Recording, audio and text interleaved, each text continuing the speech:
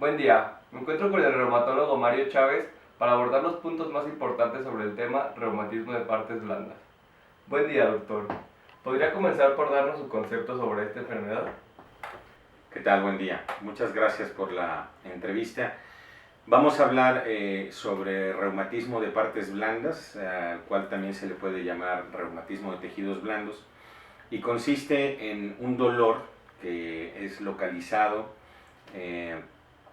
que en ocasiones no se deriva de un traumatismo muy evidente, en cualquiera de las regiones del aparato locomotor. Las más involucradas son los hombros, los codos, las rodillas, son las superficies extensoras y pues bueno, este dolor de los tejidos blandos, algunas personas coloquialmente lo catalogan como reumas. ¿A qué personas afecta y en qué proporción?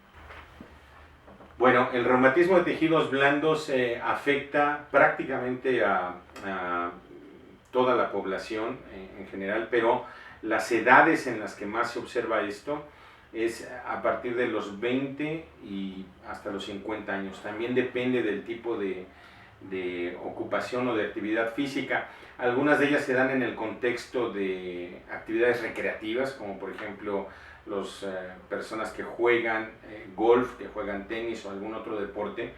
Y de hecho algunos reumatismos de partes blandas toman su nombre de estas actividades deportivas: el codo del golfista, el codo del tenista, en el caso de una estructura que se llama epicóndilo, que se inflama por esta actividad recreativa repetida. Pero un codo de golfista, un codo del tenista también le puede dar un carpintero, también le puede dar a alguien que utiliza sus manos para alguna otra cosa o alguna otra actividad. ¿Cuáles son los síntomas principales de este padecimiento?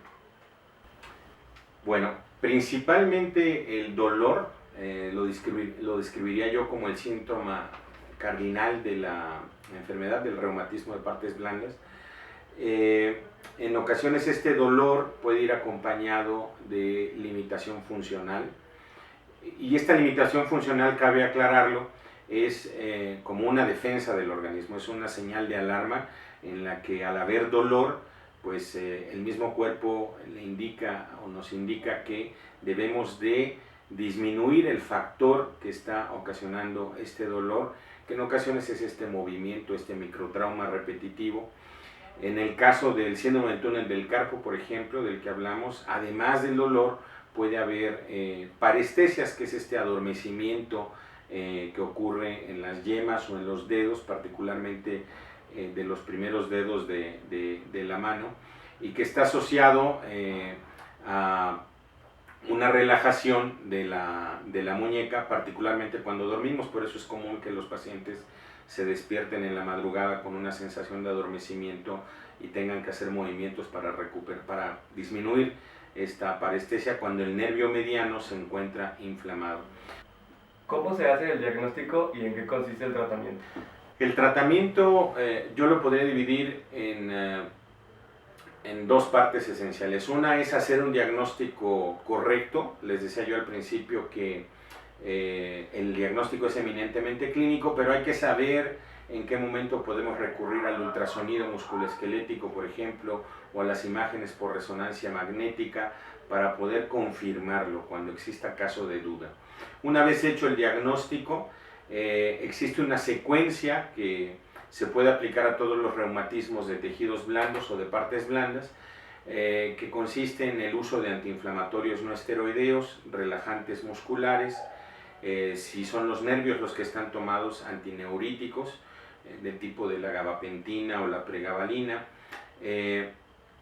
Lo anterior puede aunarse a una inyección de cortisona o de esteroides en el sitio del dolor. Esta inyección puede ser ciega o puede ser guiada por ultrasonido. Cuando se hace por ultrasonido, la respuesta suele ser mucho mejor.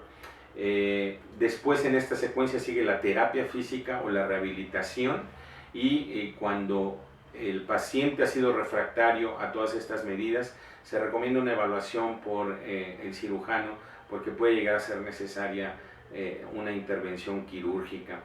Es importante señalar en todos estos casos que el paciente debe de ser valorado también en el contexto de otros órganos o de otros sistemas, porque como les comenté en un inicio, hay pacientes que son diabéticos, hay pacientes que son hipotiroideos y se debe de controlar la enfermedad de base para que realmente podamos tratar los síntomas asociados al reumatismo de partes blandas. Si no tratamos la enfermedad de base, si no diagnosticamos qué puede haber detrás de estos síntomas, el tratamiento va a ser infructuoso y probablemente no sea de utilidad. Hay pacientes que sin llegar a un diagnóstico preciso se han llegado a operar y evidentemente esto no soluciona el problema. Entonces el tratamiento, el enfoque del tratamiento es de esta manera y es con este enfoque con el que se han visto los mejores resultados. Gracias, doctor, por compartirnos esta valiosa información. ¿Algo más que desea agregar?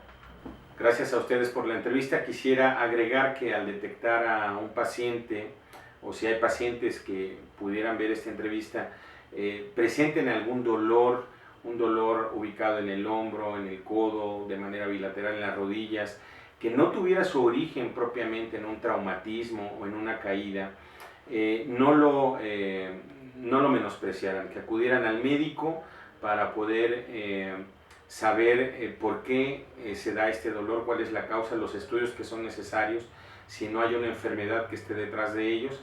Y lo más importante, no automedicarse, acudir con el médico general, el médico familiar y si es necesario canalizar o recurrir a los servicios de un especialista.